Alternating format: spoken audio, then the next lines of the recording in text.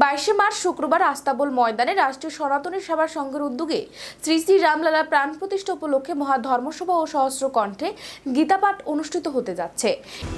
এই মহাধর্মসভায় উপস্থিত থাকবেন গোবর্ধন মঠ পরিপীঠধেশ্বর জগৎগুরু শঙ্করাচার্য স্বামী স্ত্রী অধ্যক্ষজানন্দ দেবতীর্থ মহারাজ গোবর্ধন পীঠ অনন্ত শ্রী বিভূষিত জগৎগুরু মহামণ্ডলেশ্বর স্বামী জ্যোতিন্দ্রানন্দ গিরি মহারাজ, শান্তিকালী আশ্রমের অধ্যক্ষ পদ্মশ্রী চিত্ত মহারাজ,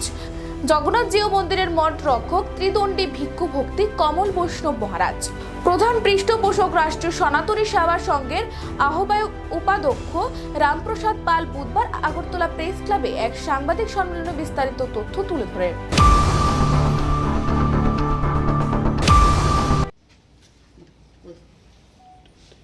নমস্কার, ধন্যবাদ সকলকে এবং শুভ সকাল। আজকে আমরা একটা বিষয়ে আপনাদেরকে অবগত করতে এসেছি যে আমরা আগামী 22 মার্চ শুক্রবার আস্তাবল ময়দানে আমরা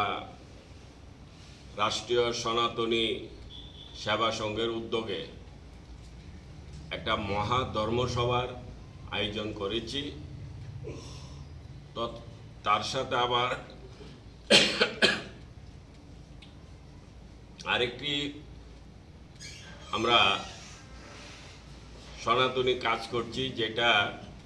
আমাদের এই নর্থ ইস্টে এখনো হয়নি। সহস্র কণ্ঠে গীতা পাঠ, যেটা আপনারা শুনেছেন লাখো কণ্ঠে,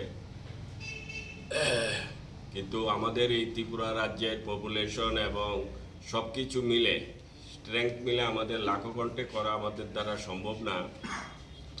তাই আমরা সহস্র কণ্ঠে আমরা করব বলে আমরা মনস্থ করেছি।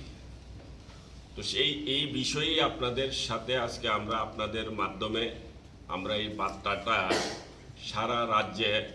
আমরা জানাতে চাই যে আমাদের এই মহা ধর্মসভায় যাতে সবাই উপস্থিত থাকে।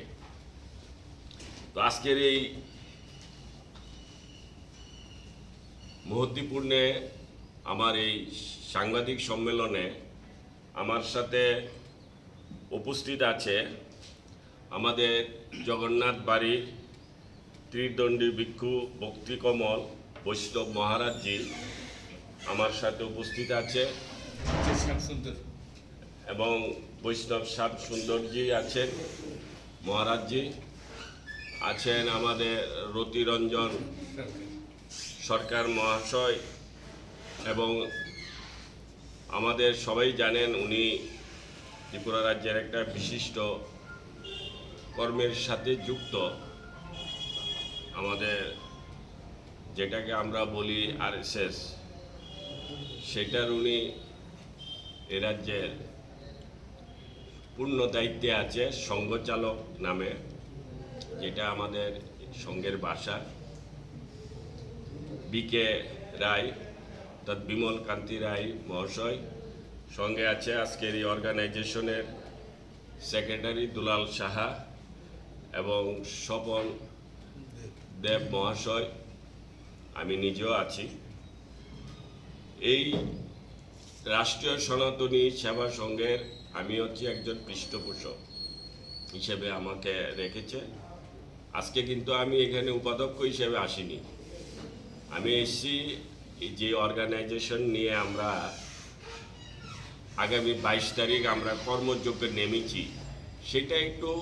বার্তা দিতে এবং আপনাদের মাধ্যমে যেন সেটা সম্পূর্ণভাবে সবাই পেয়ে থাকে। আসলে এই কাজটা করা, এই দায়িত্বটা নেওয়া আমরা মনে করেছি এটা জরুরি, কারণ আমাদের বিশেষ করে নর্থ ইস্টের মধ্যে আমাদের যেটা সনাতন ধর্ম, যদিও আমরা ত্রিপুরা রাজ্যে সনাতন ধর্মীয় মানসিকতাই 80%-এর উপর, তারপরও বলবো যে আমাদের সনাতন ধর্মের প্রতি আমরা যারা নিজেদেরকে হিন্দুত্ব বলে আমরা নিজেদের পরিচিতি দেই, তৎসঙ্গে যে আমাদের আরও কিছু নিজের ধর্মের প্রতি আমাদের অনেক কিছু করতে হয়, সেটা আমাদের মধ্যে কিছুটা হলেও ঘাটতি আছে। তো আমরা চাই, অর্থাৎ এই সংগঠন চাই যে আমরা বেশি করে যেন আমরা ধর্মের প্রতি দায়িত্বশীল হই, পাশাপাশি আমাদের এই সনাতন ধর্মকে আমরা বেশিভাবে আমরা প্রচার এবং প্রসার, এবং আমরা সেটাও জানি এই সনাতন ধর্ম বিশ্বের মধ্যে শ্রেষ্ঠ ধর্ম এবং আদি ধর্ম, এবং তার উপর কোনো ধর্মই নেই। এটা আমাদের ভাষণ নয়, এটা বিশ্বের বড় বড় সায়েন্টিস্ট যারা আছে ওনারাও এই ধর্মকে নিয়ে রিসার্চ করে, চর্চা করে, অন্য কোনো ধর্মকে নিয়ে ওনারা কোনো চিন্তিত নয়। তো বর্তমান আমাদের ভারতবর্ষের যে নতুন প্রজন্মরা আছে, আমরা চাই তাদেরকে আমাদের এই বিরাট বিশাল, যেটাকে নিয়ে সারা বিশ্ব এই ধর্মকে নিয়ে অনেক কিছু চর্চা করে, কিন্তু আমাদের যে প্রজন্মরা তারা কিন্তু ধর্ম থেকে দিনের পর দিন তাদের যে একটা ধর্মকে নিয়ে একটা সময় দেওয়া, ধর্মকে একটু শিক্ষা নিয়ে নিজেকে ধর্মের সাথে যুক্ত রাখা, এই ঘাটতিটা যেন পূরণ হয়। তো সেই জন্যে আমরা বিশেষ করে কলেজের স্টুডেন্ট, স্কুলের স্টুডেন্ট, ইউনিভার্সিটির স্টুডেন্ট,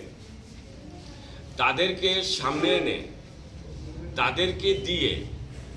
আমরা আমাদের যে সনাতন ধর্মের যে ভগবদ গীতা, সেই গীতা তাদের মাধ্যমে আমরা শ্লোকস আমরা একটা বিরাট আকারে আমরা খোলা ময়দানে